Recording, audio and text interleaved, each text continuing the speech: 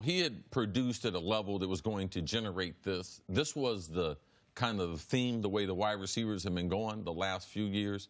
Ultimately, it was going to be a guy who reached that $20 million. So congratulations to him. But to me, it's about the process. I know he was under-recruited as a high school player out of California, only a 3-star, ends up deciding to go to Valley Forge, going to military school to be able to get some extra training. That 13th year has become very, very important for young guys to develop. Then he goes to Ohio State, and they have all these 5-star recruits over top of him. He was in the draft where Zeke, Bosa, all these guys. I mean, that's right. The top 5 of the draft, it goes Goff, Wentz, Bosa, Zeke, Ramsey, stars across the board. He was on that team, went in the 2nd round there, so he's developed himself into a great wide receiver. And I'm going to say this, 'cause I say it all the time. I didn't miss on Mike, but I didn't think Mike would be this good early. I thought ultimately he could be a Pro Bowl player, but to see the way he's dominated with Sean Payton, to hear the way the organization talks about him, if Drew Brees was not there, he's the hardest worker in the building. And very seldom are you going to hear that from a wide receiver. They talk about some of their other receivers, other young players. Marcus Lattimore, they told me, the general manager told me, if he worked as hard as Michael Thomas works, and Michael Thomas works every day like he's a street free agent and can be cut, it's gone through that locker room, through that organization. He's made an impact, and you could see with this contract, they want to be able to keep him around even after Drew Brees is gone. All right, so a few things on this. One, my immediate reaction was, credit to the Saints for, after his rookie season, not only seeing the production, which everyone saw, 92 catches, 1,100 yards, 9 touchdowns, I think, but believing in that production enough that they could then say, Brandon Cooks, #1 pick that we've had, who had been nothing but successful for them in production. You can foresee a problem coming. Yep, exactly right. They knew, okay, he's been really productive. This kid is on this type of trajectory, only going to get better, probably because they saw that work ethic. Yep. So they went and flipped Brandon Cooks in a move a lot of us, hey, when it happened, it's like, wait, what? Didn't understand. You have Drew Brees. He's getting older. Why would you trade away a star wide receiver? Granted, they got a 1st-round pick back, but trade him to New England. Teams usually don't want to trade with New England because you're going to get the bad end of that deal. But what they knew was, man, can't pay Cooks. What at the time would have been 16 to 18 million if this kid's going to continue on this trajectory. And then Michael Thomas, he followed up 92 for 11 with 104 for 1,200. Followed that up with 125 for 1,400, where his catch percentage was as good as anyone in football. If you remember, 7-8 weeks into the year, he was at like 94% of passes thrown his way he caught.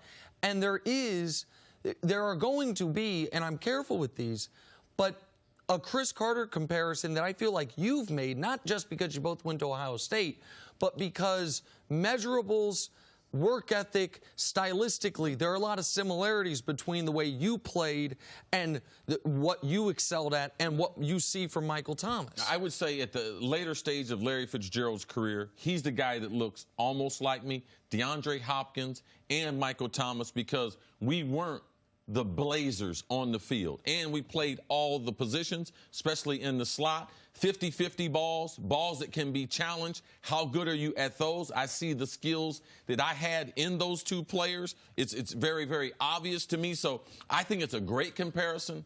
Very good route runner, student of the game. Guys are going to be in good shape. Those are the things that were the hallmark as far as my career. And it obviously has helped Michael Thomas to have a guy like Drew Brees throwing the ball to you the last couple of years. He's had to just really work on himself. You've talked so much about there were years where you really had to do almost both jobs, get to where you were, and then catch the ball. But how much has having a guy like Drew Brees there helped his? Drew Brees has really helped him. But for me, I think that what Nick was talking about, the organization, they made a statement.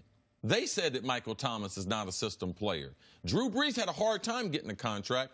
They gave up this contract to Michael Thomas, so he's going to be there for the next 6 years. It speaks to the receivers that they've had, the ones they've decided not to go long term, and this statement right there is rewarding Mike for his hard work on and off the field. It's a great day for wide receivers around the league. There's a lot of guys happy. Tyreek Hill, he's represented by Drew Rosenhaus. He's been at Kansas City's camp. They're going to be talking about new money. Julio said these guys are in a different class. Mike's been exceptional. But Julio is still in a different class than all these other receivers. So it's exciting to see Mike get paid. You see, and I know we're going to talk about Zeke more, for every position it feels, except for running back and inside backer, the best in the league, it was like, okay, wow, some of these guys are getting 12 to 14. Now you're starting north of 20 million. Defensive end, best in the league, north of 20 million. Outside linebacker, edge rusher, north of 20 million. I wonder what the top-ranked corners are going to get. We now have a wide receiver for the first time get north of 20 million. And, or at 20 million with Julio, we expect will come in over at Tyreek, Amari Cooper, maybe right around this same number.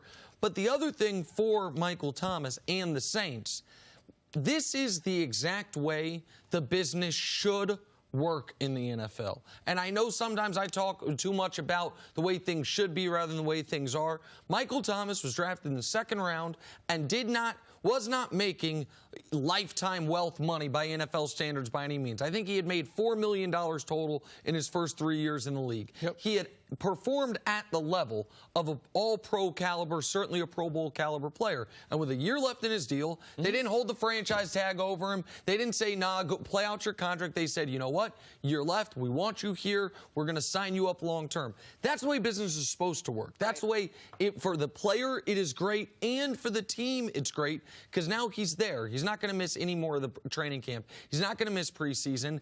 And he knows this organization, starting with trading Brandon Cooks, but now with the contract, believe in him long term. I asked you this about the Eagles the other day with Carson Wentz being healthy, but I think maybe it's more applicable here. Is this now the most complete team with Michael Thomas in camp in the NFL? I think both of these teams would be fighting for the most talented. I think some of the personnel, especially what the Eagles have, how much better they are at center compared to the rookie center that Drew Brees is going to be playing for, the amount of pass rushers that the Eagles can put pressure on you. It's about these secondaries. Which one's going to play better? Which team is going to create short field and turnovers? Which team's going to get off the field in third down? Those things will determine how good New Orleans and Philadelphia, if they can represent the NFC in this year's Super Bowl in Miami. And one last point, as we, for the first time ever, have a receiver make $20 million a year, that the league is changed now.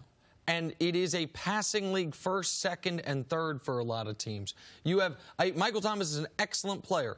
I don't know that anyone has called him yet the best player in the league at his position, and they shouldn't. He's not that. You got the guy who's been called that in Dallas waiting on a deal that won't approach this type of money. And that's understandable because in 2019, the way you win football games is throwing the football, and the way you stop the opposing team from winning football games is getting after the quarterback and stopping the pass. Michael Thomas, getting 5 years, $100 million, makes sense in this era of NFL football. Thanks for watching. Subscribe here to get the latest from the show. Also, be sure to check out more of the best clips from First Things First, or go watch a few segments from our other shows on FS1.